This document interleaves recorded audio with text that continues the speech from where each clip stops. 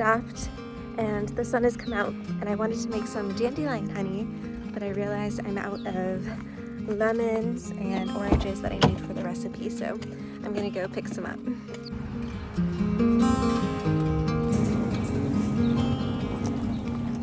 So I just got my lemons and oranges, and I got some extra sugar just in case.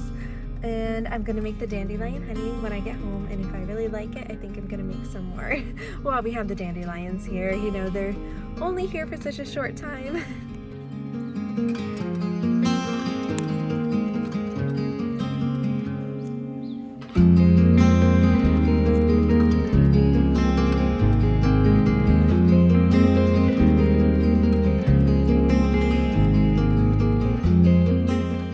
My fingers are turning yellow.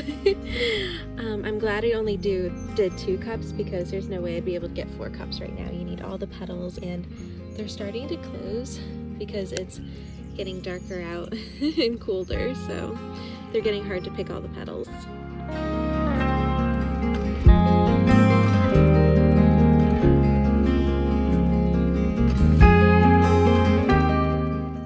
I think that's as many as I'm gonna get today, but that's a pretty good amount, and I made sure, of course, that there's no bugs in there, and time to get cooking. Oh. For this recipe, you will use 1 cup of flower petals, 2 cups of water, bring it to a boil, and then you're going to strain it before we add our 1 cup of sugar. So don't add the sugar just yet. We're also going to cut up a lemon slice and an orange slice for this recipe.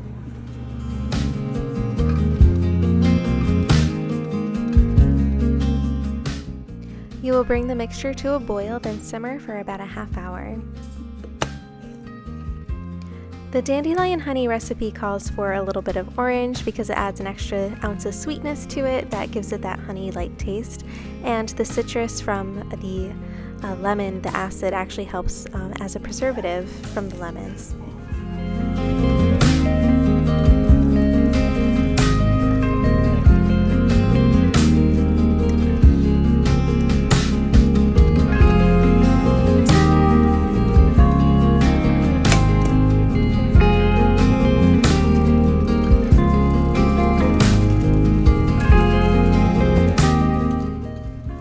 It should turn this absolutely beautiful golden honey color, and then you add the sugar after all the petals are strained.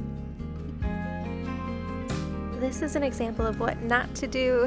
I brought mine to a boil for way too long, and I probably shouldn't have brought it to a boil at all. This is how you get caramel or hard candy instead of the sweet honey texture. So I did have to add water to this, and it came out okay, but I knew I wanted to try it again.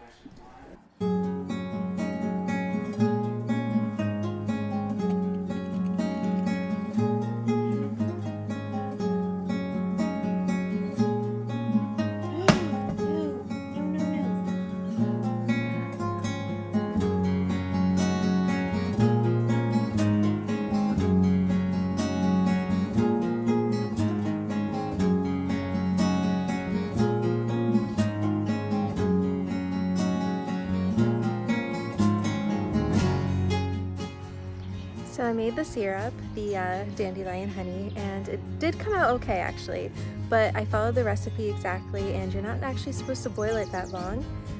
It said to in the recipe, but obviously don't do it unless you want really hard candy. So it came out very solid, so I had to add some water to it to make it more of a more of a liquid and more of a honey consistency and a syrup than hard candy. So adding water did help, but it is a dark brown color. It's a dark, like a golden honey syrup. I've seen a lot of dandelion recipes, and that's how it's done in a lot of them, but I wanted to try to go for like a little bit of a golden lighter version. So I'm gonna do, I have my scissors.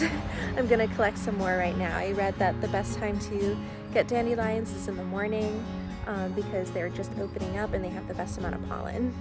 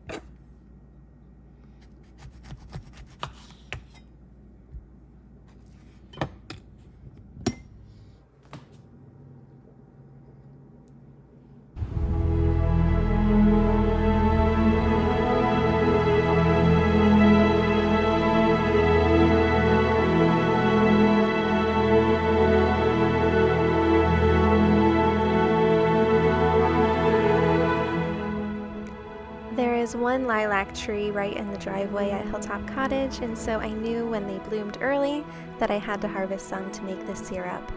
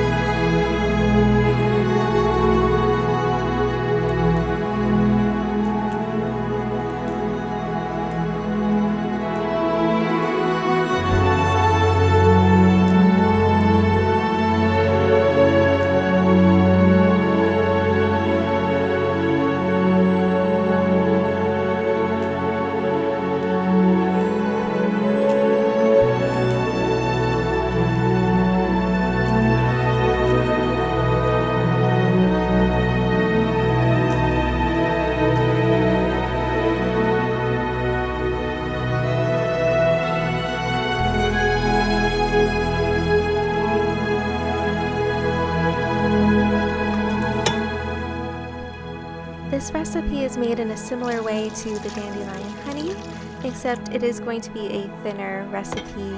For example, you're not going to cook it as long and make it as thick. It's also, of course, 2 cups of water, 1 cup of sugar. But there is no orange in this one, just 1 little slice of lemon to preserve it.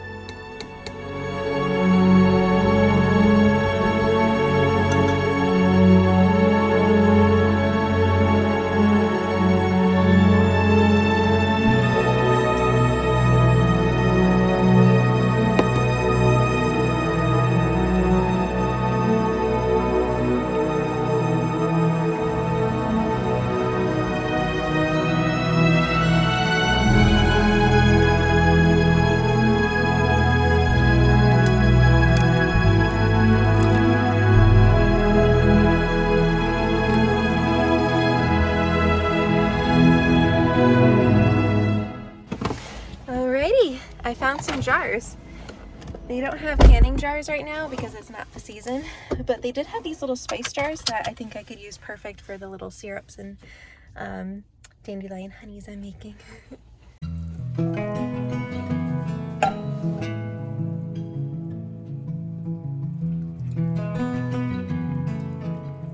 When the syrup cools down, it's going to be thick like a honey. This simple syrup looks just like honey, which is why it's called dandelion honey.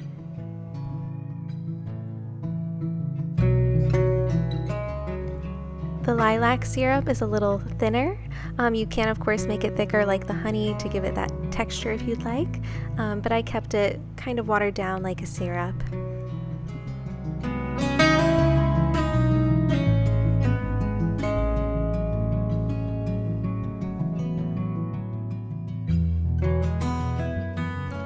You can use these simple syrups in cocktails and drinks as a sweetener, like a syrup on your oatmeal or your pancakes.